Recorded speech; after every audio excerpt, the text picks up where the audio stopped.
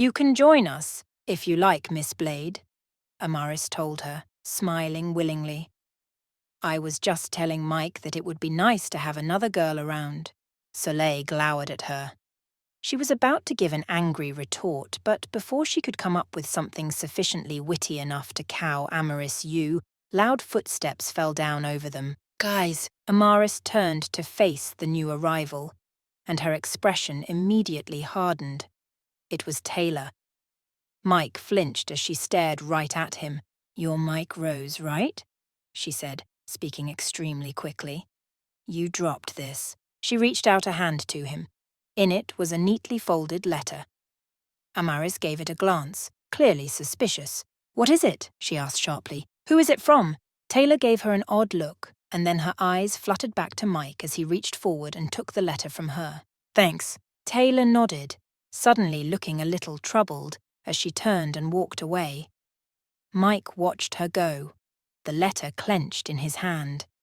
However, the girls were more interested in the letter. What is it? Amaris asked again. Answer me! Mike held it out to her and she took it, scowling as she peered over the address. Romania? She tore it open, sending shredded pieces of paper fluttering down to the ground as she pulled out a small letter. Her eyes flickered over it, her eyes dark and angry. How dare they! She threw the paper to the floor and brushed her hair back. It had somehow become tangled and wild. Mike gave her a look before reaching down to pick it up.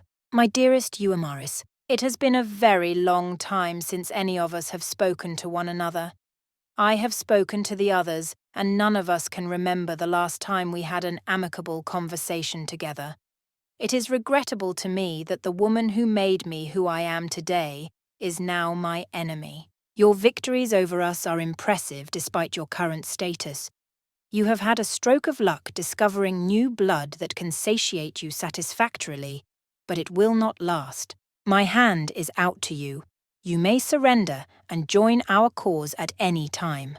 I have already promised you complete dominion over your castle and the area surrounding it.